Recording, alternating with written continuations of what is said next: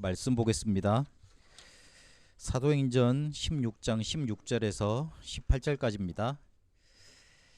같이 읽겠습니다. 우리가 기도하는 곳에 가다가 점치는 귀신 들린 여종 하나를 만나니 점으로 그 주인들에게 큰 이익을 주는 자라. 그가 바울과 우리를 따라와 소리질러 이르되 이 사람들은 지극히 높은 하나님의 종으로서 구원의 길을 너희에게 전하는 자라 하며 이같이 여러 날을 하는지라. 바울이 심히 괴로워하며 돌이켜 그 귀신에게 이르되 예수 그리스도의 이름으로 내가 내게 명하노니 그에게서 나오라 하니 귀신이 즉시 나오니라. 아멘. 오늘은 세상이 모르는 절대 문제라는 제목으로 같이 말씀을 붙잡고 하나님의 주신 답을 얻도록 하겠습니다. 제가 현장에 전도하러 다녔는데 굉장히 기억에 남는 몇 장면이 있습니다. 저희는 학교 자체가 전도 신학의 명문이라고 그렇게 해서 매 학기마다 전도 캠프를 진행을 했습니다.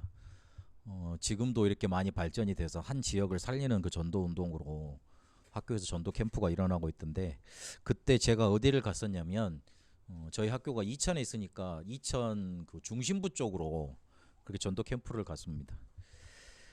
그런데 거기 이제 가다가 어떤 전도사님하고 이제 같이 팀이 돼가지고 돌고 있는데 버스 정류장 앞에 어떤 아저씨가 술 먹고 이렇게 널브러져 계시더라고요. 그래서 옛날 저희 아버지 생각도 나고 옛날 생각도 나고 그래가지고 그 아저씨한테 접근을 했어요. 접근을 해가지고 이야기를 나눠보니까 이 사람이 횡성수설해요. 자기가 지금 신을 받으러 가야 된대. 구슬하러 가야 된다 그러더라고요. 우리 지금 기도하고 막 전도하러 나가겠다고 이제 불타는 마음으로 나왔는데 딱 그 말 듣는 순간 와, 그래, 하나님이 만나게 하셨구나 생각을 하고 열심히 이제 복음을 전했습니다. 근데 열심히 복음을 전하고 있다 보니까 이 사람이 뭐라 그러냐면 이제 뭐 예수 믿어야 되겠다 이제 그런 결단이 날 거 아니에요. 이 사람이 믿겠다 싶어서 영접해야 되겠구나 싶어서 이 사람은 같이 이제 손을 잡고 이제 기도를 딱 했어요. 내가 이제 영접기도 이제 살아계신 하나님 감사합니다. 나는 죄인인데 나가야 되잖아요. 영접 기도문이 있잖아요. 차근차근 나가는데 내는 말을 쭉 하는데 이 사람이 말을 안 따라해. 지금까지 나한테 뭐 이렇게 시원하게 말해놓고, 그래서 내 중간에 말을 끊고 기도를 끊고 눈을 뜨고 이제 그 사람하고 이렇게 이야기가 된 거예요. 아저씨 왜 안 따라해? 그렇게 물어본 거죠. 내 마음 속에 지금 내 속에 이렇게 뭔가 이렇게 시커먼 게 자꾸 나를 찌른다 이렇게. 그래가지고 내 입을 막고 있대 이렇게 딱. 입이 안 떨어진대요. 뭐겠어요? 흑암이고 귀신이겠죠. 그래서 옆을 돌아보니까 내 같은 팀원이 없어. 나 혼자 열심히 이야기하고 있으니까 양반이 나 놔두고 도망갔네. 그래서 내가 혼자 붙잡고 이제 그 사람 갈 거 나를 곧 있으면 도망갈 것 같더라고. 그래서 붙잡고 결박기도 하고 속으로 결박기도 하고, 아씨 그거 귀신이라고 같이 한번 다시 지금 이 시간 다시 이렇게 복음 붙잡고 기도하자고 다시 이제 기도를 했네. 또 안 따라해요. 안 따라하는 게 아니고 못 따라하는 거죠. 그래서 하도 이제 승질이 이제 쭉 올라오잖아요. 이 사람이 왜 이래? 그래가지고 다시 이제 눈을 뜨고 다시 이야기를 하는데 이제 진짜 실토를 하더라고요. 내 안에 있는 게 실제로는 오래된 귀신인데 내가 네 말을 할 때마다 네 말을 들을 때마다 그 귀신이 삼지창 같은 거 가지고 칼 같은 거 가지고 나를 지금 푹 찌른다. 내가 너무 아파서 네 말을 못 따라 하겠다. 그 아저씨가 이러는 거야. 내가 눈에 보여야지. 이 아저씨 안에 있는 귀신이 보이든지, 아니면 그 옆에 삼지창을 들고 이 사람을 찌르고 있는 귀신이 보이든지, 아니면 그 사람 입을 꽉 막고 있는 뭔가 보이든지 그래야 될 건데 안 보이잖아요. 눈에 보이면 얼마나 좋아. 그런데 그게 보이지 않고 이 사람이 말을 하는데, 그 뒤에 이 사람이 어떤 일을 했냐면 지나가는 사람마다 야, 네 위에 무슨 귀신 있어 조심해. 그리고 어떤 사람이 버스를 타려 그러니까 그 사람을 확 잡는 거예요.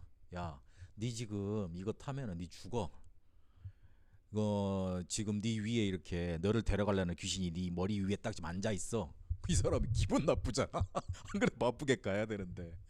그리고 열받아가지고 그 사람하고 싸우고 막 그래가지고 내가 이 사람을 막 나를 이렇게 손을 붙잡고 막 돌아다니는데 힘이 막 뿌리치고 돌아다니더라고. 그래가지고 내가 어쩔 수가 없어가지고 하다가 어느 순간에 도망가 버렸어요.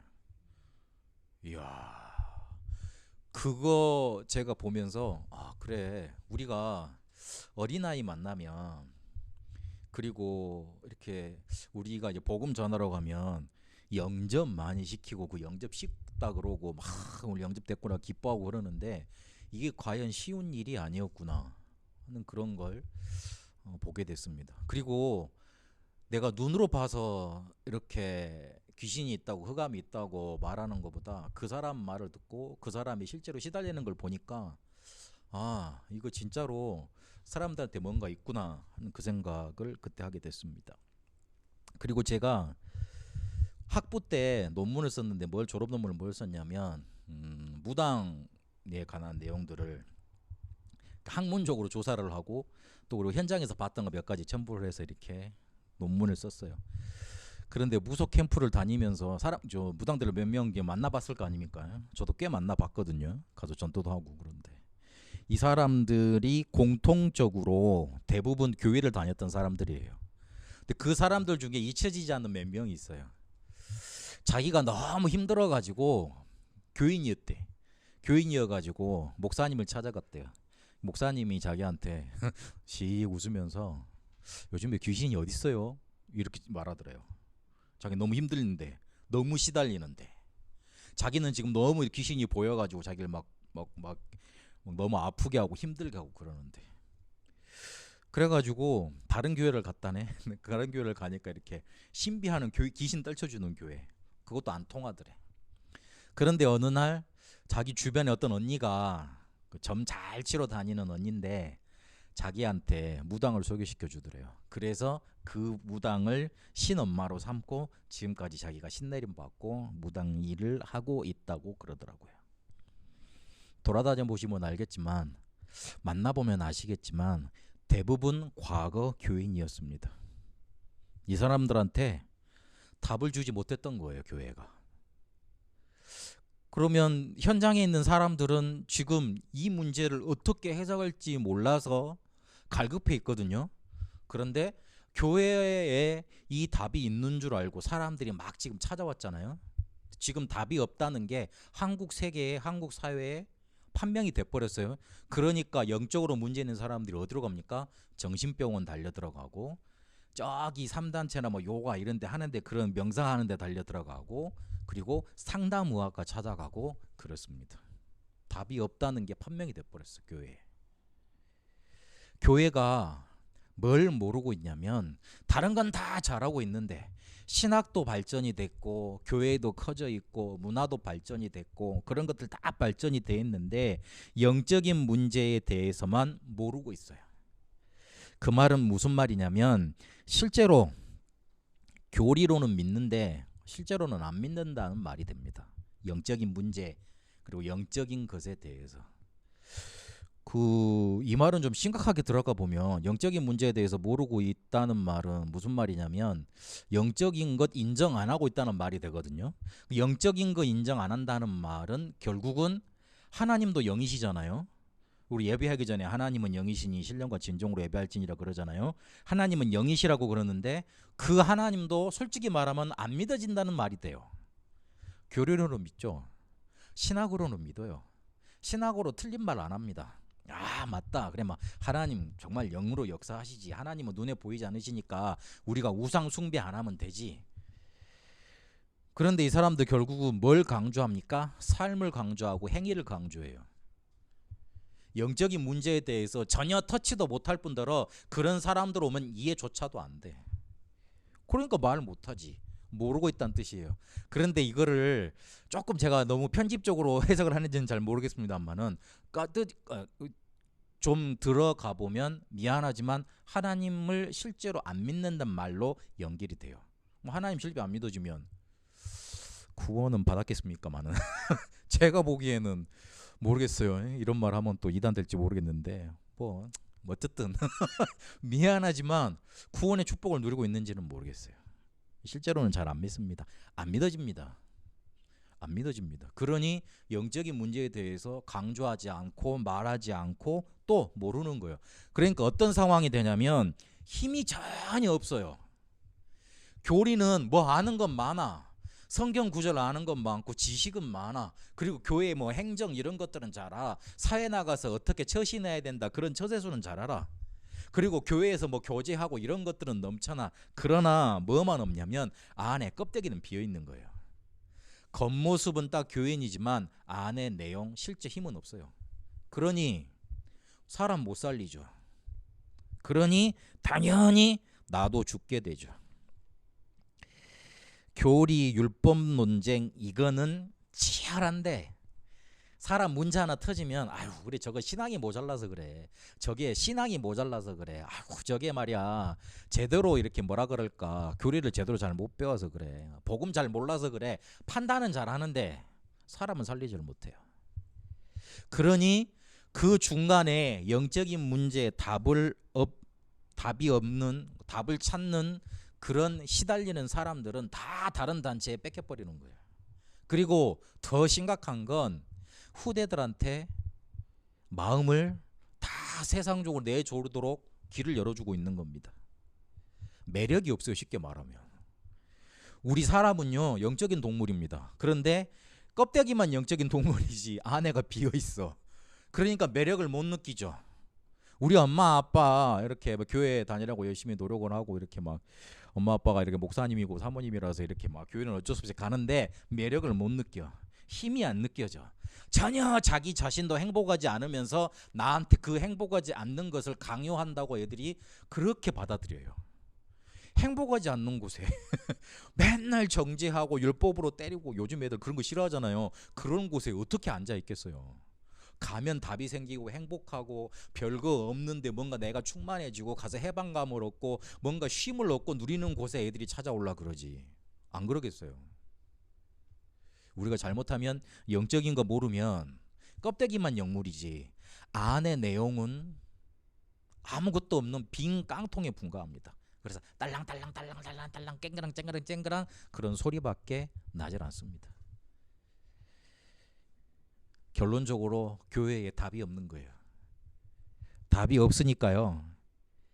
자꾸 교회가 문을 닫아간다 그럽니다. 왜냐하면 필요 없는 존재가 돼버렸기 때문에 그렇습니다. 어찌 보면 당연한 겁니다. 영적인 문제 있는 사람들이 저 교회 가면 낫는다더라. 아이고 용험하다더라. 그거 가보자. 내가 살 길은 저 교회에 있다더라. 이러고 사람들이 막 몰려와야 되는데 그 반대 일이 계속 지금 벌어지고 있는 겁니다. 그래서 말씀드렸듯이 영적인 문제자는 급증하고 있고 3단체, 종교단체는 능력을 행하고 사람들을 싹 끌어가고 있습니다. 지금 우리가 교리 논쟁하자, 그 다음에 누가 맞다 틀렸다 이 논쟁하자 그럴 때가 아닙니다. 답을 구하는 사람들이 현장에 많습니다. 그 사람들 살려주도록 우리가 먼저 살아야 되고 우리가 먼저 뭔가 충만해져야 됩니다. 답이 없으니까 자꾸만 사람들요 이상한 거 계속 만들어야 된다니까요. 저주 뭔가 재앙 속에 계속 빠져 있는데 그 사람들을 살리지 못해요. 그래서 오늘 성경에는 답을 알리고 있습니다. 절대 문제와 해결책을 알려주시는데 오늘 절대 문제라 그랬잖아요. 이 절대 문제가 뭐냐면 절대 해결되지 않으면 안 되는 문제예요. 그런데 해결할 수 없는 문제예요. 그래서 절대 문제라고 그래요. 이걸 세상이 몰라. 인정하지도 않고 성경에만 이 답을 우리에게 알려주고 있습니다. 답이 없는 이 현장 속에 우리에게 성경을 통해서 답을 알려주고 있습니다. 그게 뭐냐면 너희들의 문제는 반드시 해결해야 돼. 안 그러면 멸망당하고 저주받게 되어 있어. 그래서 내가 너희들에게 복음 곧 그리스도 그거를 답으로 줄 거야. 지금 이 이야기를 하고 계시는 겁니다. 이게 오늘 현장 속에 나타나 있는 게 사도행전 16장 16절에 18절 귀신 들린 요종을 예수 그리스도 이름으로 고치는 치유하는 장면이 나타나 있는 겁니다. 교회가 영적인 문제에 관심 없으니 말하지 않아요.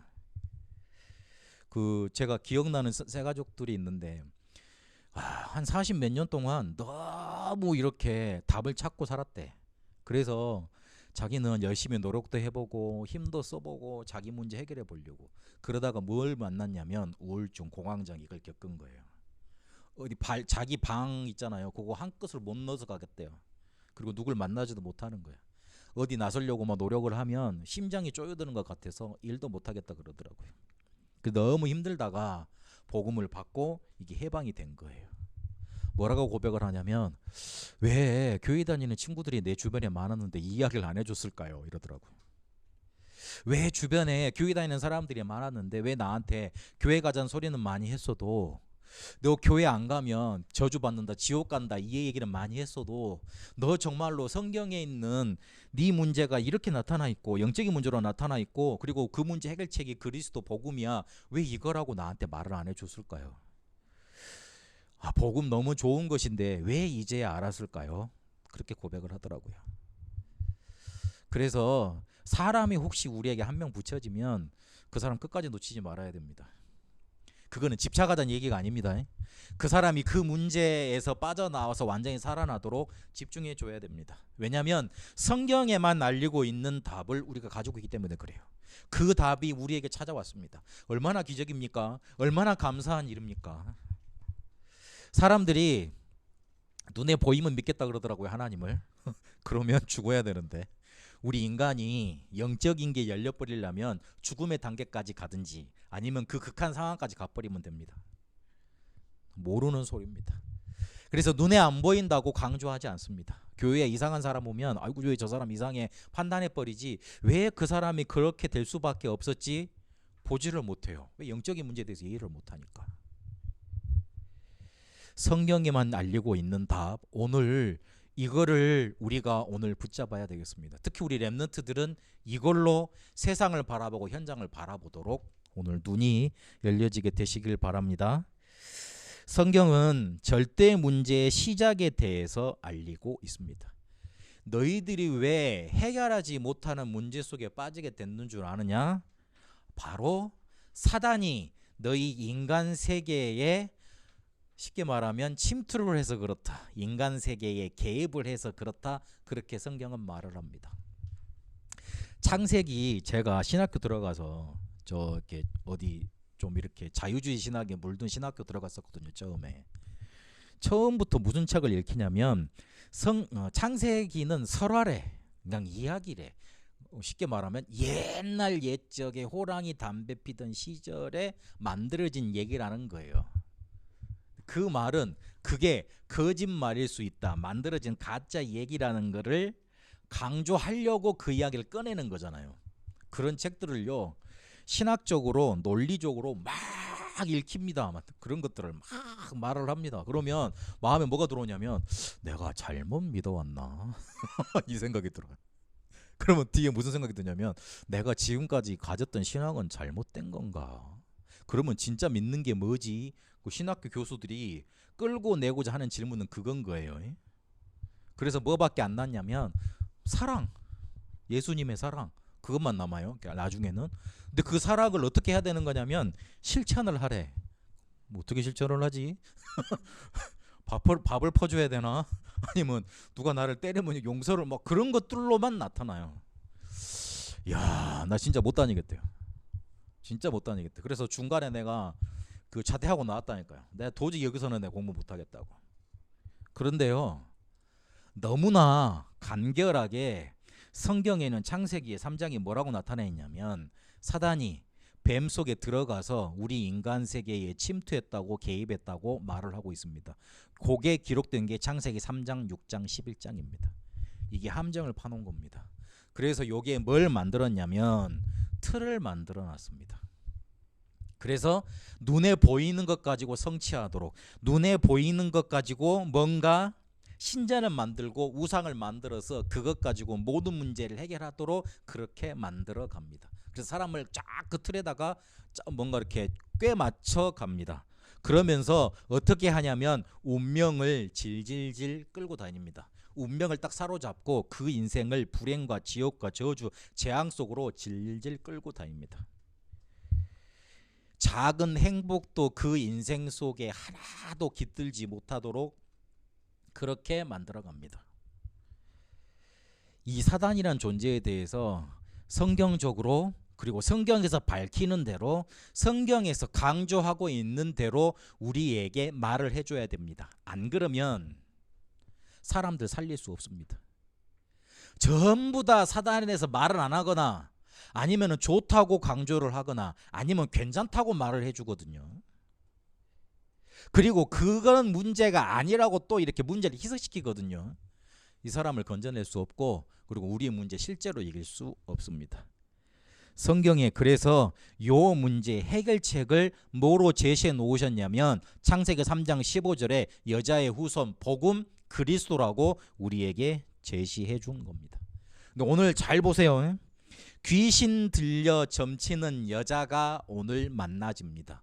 근데 무서운 거는 이 귀신 들려 점치는 여자 뒤에 그거를 통해서 그거를 기업으로 삼는 자, 그걸 통해서 이익을 얻는 자, 그것도 큰 이익이라 그랬어요. 돈을 크게 벌어요. 근데 그런 사람들이 한 사람이 아니고 이익을 얻는 자들이라고 복수로 나와 있어요. 잘 보셔야 돼요. 점치는 사람은 한 사람인데 그 뒤에 주인은 여러 명이라. 그럼 이 사람이 벌어들이는 돈이, 귀신을 들려가지고 점치는 돈이 어마어마한 거 아니에요. 이 사람이 귀신 들려서 시달리는지 말든지 자기들은 돈만 벌면 돼. 이게 세상이에요. 이게 현장이에요. 이 사람들이 뭐 시달리는지 말든지 이 사람들이 나와서 춤추고 노래하고 우리한테 뭐 힐링되는 얘기만 해주면 돼. 그렇게 지금 현장이 딱 꾸려져 있습니다. 이게 현장입니다. 사단이 그렇게 사람들을 계속 현장을 끌고 가고 있습니다. 바울이 이 소리를 듣고 너무 괴로운 거예요.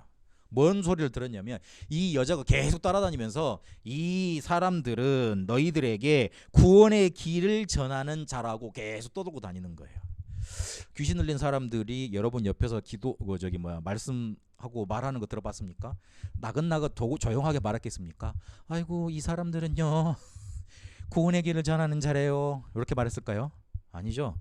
이 사람은 너희들한테 구원의 길을 전하는 자로다 하고 소리를 막 꽥꽥 지르고 그렇게 돌아다녔겠죠. 저희 집 밑에 치매 걸리신 할머니가 계시는데 아들이 가끔 혼자 놔두고 일을 하러 갈 때가 있어요. 그러면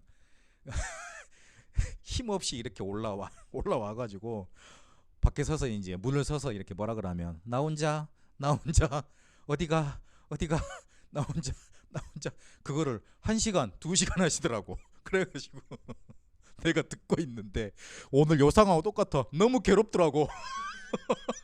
그래가지고 문을 열고 한번 소리를 칠까 이랬거든요. 회개했어요. 바울은 너무 참고 괴로워하다가 복음 전했잖아요. 그래, 저 할머니가 지금까지 사시면서 복음의 빛을 받아본 적이 있었겠냐. 저 분이 지금까지 살아오면서 아들내미 혼자 키운다고 이렇게 열심히 고생만 했겠지. 그러다가 이제 치매까지 걸리셨는데 언제 한번 따뜻한 복음을 받아본 적이 있겠냐. 근데 내가 목사로 전도자로 나가서 으악 소리치는 게 맞느냐. 오늘 본문을 성경을 하다가 그 이야기를 들으니까 그 장면을 맞닥뜨리니까 이 생각이 나더라고요. 바울이 괴로웠겠구나.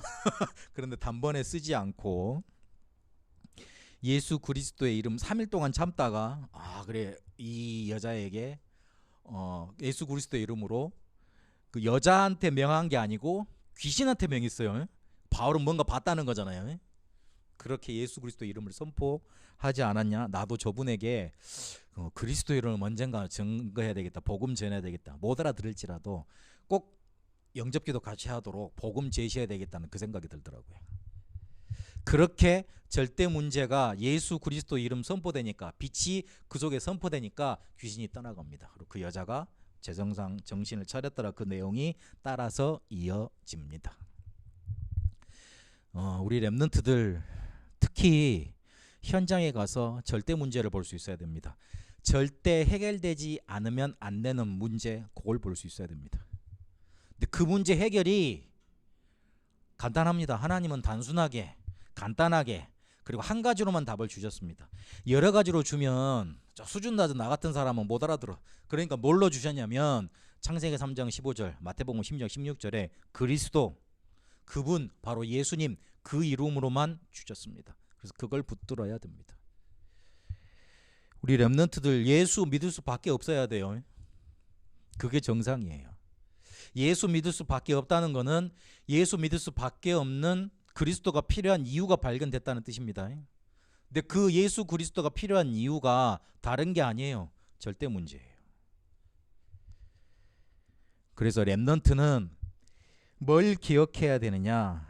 절대 문제를 해결하신 그 축복, 이 보좌의 능력이 내게 이미 임해 있다는 것, 그거 확신해야 됩니다. 그래서 한 가지 길로만 가세요. 영적인 서밋의 길로만 가세요. 영적인 서밋이 된다는 건 내 안에 들어온 이 축복으로, 보좌의 능력으로 충만해지는 걸 말합니다. 내 상태가, 그리고 현장에서 항상 복음 앞에, 하나님 앞에 세우면 충만해지게 되어 있습니다. 이러면 무슨 일이 일어나느냐? 내 업과 공부가 살아나는 기능 서밋의 응답이 찾아옵니다. 이러면 다른 사람들이 인정합니다.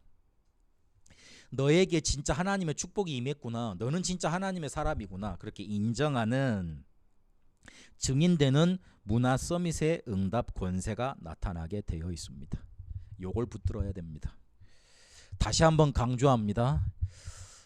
사단이 우리 인간 세계에 찾아와서 개입된 게 창세기 3장부터 불신자 에서까지 상태까지 절대 문제로 나타나 있습니다. 이거 해결할 길을 그리스도 한 분으로 우리에게 주신 겁니다. 근데 그 절대 문제 해결한 그리스도의 축복이, 그리스도의 이름이, 그 권세가, 능력이 우리 안에 이미 찾아와 있습니다. 그걸로 충만해져야 됩니다. 그걸 붙잡아야 됩니다. 순간순간 그것으로 모든 문제를 해결해 가야 됩니다. 그러면 됩니다. 결론을 맺습니다. 그 어느 것도 답이 아닙니다. 그래서 그 어느 것도 붙잡지 말고 뭘 붙잡냐면 하나님의 것 25시를 여러분 답으로 붙잡으세요. 성경에만 알리고 있는 답 이미 우리에게 이미 있다 그랬잖아요. 그런데 세상 살아가다 보면 그 외에 다른 답들을 많이 찾아내야 된다 그렇게 말하고 있고 또 그렇게 또 혹하거든요. 근데 거기에 속지 말고 그 어느 것도 답이 안 되니까 25시라는 하나님의 것, 그걸로만 여러분 답을 내세요. 그걸로만 답을 붙잡으세요. 그 어느 것도 답이 안 돼요. 뭐 네가 잘했네 못했네 답이 안 돼요. 저 목사님이 잘했네 못했네 답이 안 돼요. 저 행동이 올바르네 틀리네 답이 안 돼요. 내가 뭘 잘해서 뭔가 할 수 있으면 뭔가 희망이 부풀리는데 그것도 답이 안 돼요. 진짜 하나님이 나에게 주시는 것, 하나님의 것만 나에게 답이 됩니다. 그래서 딱 그것만 붙잡으세요. 그렇게 시작을 하려면 여러분 행동을 바꾸는 것보다 상태를 만들어 가세요. 그 하나님의 절대 계획만 항상 우리가 질문하고 그거를 찾으면 내 영적인 상태가 하나님과 맞아지게 돼 있습니다. 우리가 질문을 하는데 하나님 나는 왜 안 될까요? 나는 왜 이렇지요? 나는 왜 이 모양이죠? 이 질문만 해서 그래. 근데 거기에다가 질문 하나 더 갖다 붙이세요. 하나님의 절대 계획은 뭡니까? 하나님 나 안 되는 거 분명한데, 나 지금 힘든 거 어려운 거 분명한데 하나님이 나를 이렇게 어려움 속으로 갖다 몰아넣으시는 하나님의 절대 계획은 또한 뭡니까? 그걸 질문해야 돼요. 하나님은 그거 질문하길 원하세요. 그 엄마 아빠가 애들 혼낼 때 짐 싸서 나가 그러잖아요. 그러면 진짜 짐 싸서 나가길 원해서 그러는 거예요? 그렇지 않죠. 아빠 엄마의 마음을 알고 고치길 원하는 거잖아요. 근데 꼭 눈치 없는 애들은 또 그러더라고요. 하나님은 우리의 상태가 하나님과 맞아지길 원하십니다. 그런데 간단한 질문으로 끝납니다. 하나님 나 어려운 거 절대 불가능한 거 맞는데 과연 이것으로 몰아넣으신 하나님의 절대 계획이 뭡니까? 뭐 이러면 하나님이 하늘문을 여시고 금방 말해주면 참 좋은데 그래 그럴 일은 별로 없습니다. 그거 기대하지 마시고 계속 질문해 가세요. 그럼 질문하면 뭘로 답이 오냐면 내 상태가 바로 만들어지는데 그걸 어떻게 확인할 수 있냐면 말씀 들으면 하나님이 내 마음을 알고 어떻게 내 마음속에 그런 시원한 답을 주시지, 이런 것도 계속 발견됩니다. 근데 그런 것들이 한두 번 쌓이잖아요. 어느 순간에 보면 내 삶의 상태가 하나님과 딱 맞아져 있습니다. 그러면 안 흔들려요. 하나님이 너와 함께 하시는 게 확신이 되니까. 거기까지는 계속 질문을 하세요. 그리고 또 질문하고 또 항상 질문해보고 그러면 됩니다. 그리고 단순해져야 됩니다. 단순해지라는 말은 오늘 새가족 수련회 우리가 화요 집회 때 우리가 봤던 말씀들인데, 거기 2강의 중요 포인트입니다. 복음 안에서 모든 것 나오도록 기도 속으로 가지고 들어가라는 뜻입니다. 그러니까 기도 안에서 모든 것을 해석을 하고 모든 것을 기도 속으로 가지고 들어가고, 그래서 복음 안에서 모든 삶과 모든 것들이 나오도록 조금만 그쪽으로 방향을 맞춰가라는 거예요. 그게 단순해지는 거예요. 세상 일도 잘해야 되겠고 하나님도 잘해야 되겠고, 그건 복잡한 거예요. 그러다 보면 세상 일에 취해서 하나님의 것은 놓치게 됩니다. 그런데 아니면 불신자처럼 하나님 세상 일만 해버리든가, 진짜 우리가 하나님 자녀이기 때문에 하나님이 진짜 원하시는 것은 복음을 붙잡고 그 안에서 기도 속에서 모든 것이 나오기를 원하십니다. 그러면 삶이 단순해집니다. 복잡해지질 않습니다. 그리고 조금만 참고 기다리고 하나님의 응답을 누리면 됩니다. 그게 성숙입니다. 이러면 보입니다. 그리고 조금 기억해야 될 게, 복음 위에 하는 헌신, 그 속에 진짜 감사 나오는 정도라면 성숙된 사람입니다. 내가 복음 붙잡고 있는데 고통과 어려움이 와. 근데 그게 짜증이 안 나고 감사가 나온다. 그 사람 성숙한 사람입니다. 하나님은 우리가 그 단계까지 가기를 원하십니다. 현장에 답을 구하는 사람들이 많은데 답을 못 주고 있습니다. 오늘 바울이 전도 현장에서 절대 문제를 해결하는 절대 답을, 절대 하나님의 계획을 선포합니다. 그래서 이 사람이 치유받고 하나님이 이끄신 언약의 여정 속에 가게 됩니다. 그래서 우리가 오늘 붙잡아야 될 건 25시 하나님의 것만 우리의 답으로 붙잡는 겁니다. 여러분, 하나님의 절대 계획을 찾는 상태 속에 들어가시고 복음 안에서 모든 것 찾아내시고 복음 위에 헌신할 수 있음을 감사하는 응답의 여정, 이번 한 주간에도 가게 되시길 바랍니다. 살아계신 하나님, 감사합니다. 그 어느 것도 우리에게 답이 될 수 없는데 하나님은 우리에게 성경을 통해 절대 문제를 알리시고 그 절대 문제를 해결할 수 있는 절대 해답을 우리에게 주신 줄로 믿습니다. 오직 복음 안에서 우리의 모든 것이 살아나게 하시고 하나님의 절대 계획을 찾는 여정 속에 하나님이 우리를 이끄시는 언약의 여정으로 성숙해진 그리스도의 삶이 사라지도록 인도하여 주옵소서. 이번 한 주간에도 하나님의 것 25시만 우리의 답으로 붙잡습니다. 이걸 통해 이끄시는 하나님의 응답 여정을 보게 하여 주옵소서. 살아계신 우리 주 예수 그리스도 이름으로 기도합니다. 아멘.